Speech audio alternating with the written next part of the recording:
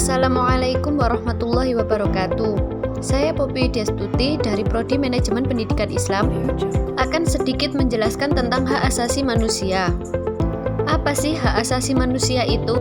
Hak asasi manusia adalah konsep hukum dan normatif yang menyatakan bahwa manusia memiliki hak yang melekat pada diri manusia sejak lahir, yang berlaku kapanpun, dimanapun, dan kepada siapapun.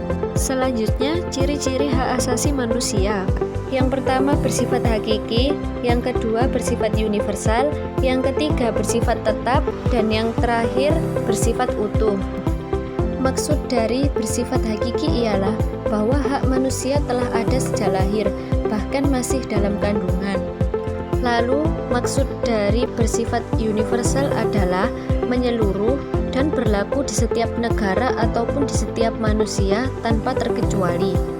Lalu, maksud dari bersifat tetap ialah hak asasi akan terus ada dan melekat dalam diri manusia, tidak dapat dicabut.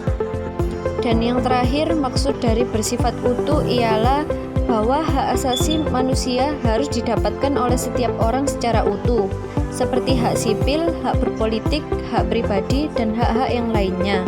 Selanjutnya, apa fungsi hak asasi manusia?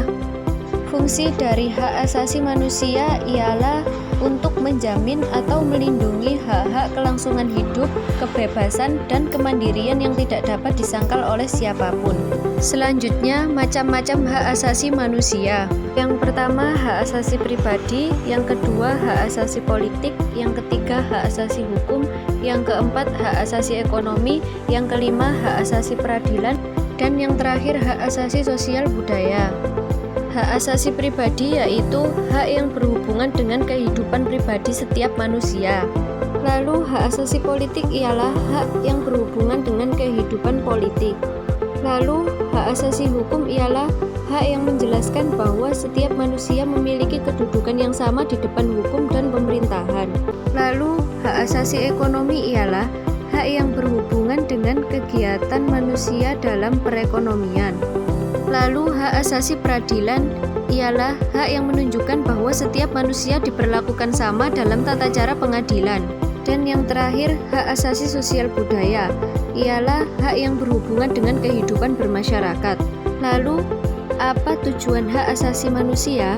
Tujuan hak asasi manusia ialah yang pertama, melindungi orang dari kekerasan dan pelecehan. Yang kedua, mengembangkan rasa saling menghormati di antara orang-orang. Yang ketiga, mendorong tindakan sadar dan bertanggung jawab untuk memastikan bahwa hak orang lain tidak dilanggar.